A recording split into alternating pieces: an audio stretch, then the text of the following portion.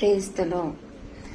తత్వంలో self respect ని ఎక్కువగా ప్రేమించి ఒక స్ఫూర్తిగా ఉండాలనుకునే వాళ్ళు లౌకికాన్ని అంతగా గుర్తించలేరు. ఎందుకంటే తమ అభిప్రాయాలను తమ మార్గాలనే కట్టడగా చేసుకొని ఉండడాన్ని బట్టి ఇతర మార్గాలను స్వీకరించలేరు. కాబట్టి వారు కొన్నిటిని గ్రహించలేరు. దానికి విరుద్ధంగా గుర్తించలేని తమ విలువలను బట్టి ఎప్పుడు మనస్తాపం చెందుతూ ఇది ఒక బలహీనత అని అనుకోకుండా మరి తమ మీద తమకున్న అభిమానాన్ని బట్టి నేను అనే ఒక మాటను సెల్ఫ్ ప్రైడ్ గా వారు దాన్ని చూపించడం జరుగుతుంది.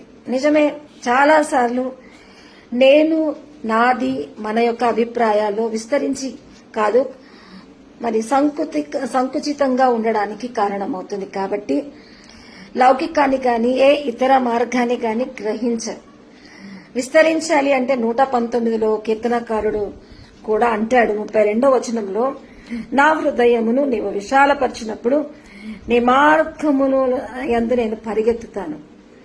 నేను అనేది ఒకటి సెల్ఫ్ ప్రైడ్ గా ఉంటే మనం ఇంకొక దాన్ని స్వీకరించలేం. విశాలపరచు అని దేవుడి నుంచి అడుగుతున్నాడు.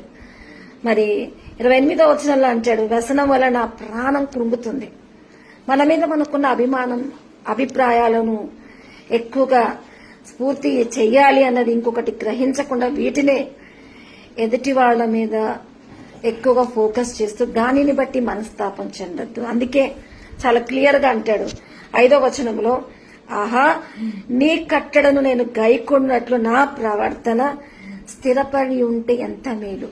ప్రవర్తనలో బ్యాలెన్స్ లేకుండా నేను అన్నది మన మీద అభిమానాన్ని ఎక్కువగా మనం గౌరవించుకొని మన ఊహల్ని మన తలంపుల్ని మనకు తెలిసిన వాటిని కట్టడగా చేసుకొని ఖచ్చితంగా దాన్ని ఒక అహంగా భావించినప్పుడు ఇతర వాటిని స్వీకరించలేం కదా. కాబట్టి దేవుడి నుంచి ఈ గొప్పతనం కావాలి అన్నది వ్యసనపడుతున్న ఈ మనస్తత్వం ఇతరులు గుర్తించినప్పుడు మనస్తాపమే. మరి దేవుని యొక్క విలువల్లో ఈ మాటను స్వీకరిస్తూ నా మనసును విశాలపరచు అని తత్వంలో దైవిక నడిపింపు కోరి దేవుని మహిమపరిచే వారంగా ఉండాలి. అన్నిటినీ గ్రహించే వారంగా ఉండాలి. మరొకసారి వినండి. దేవుడు మిమ్మల్ని దీవించును గాక.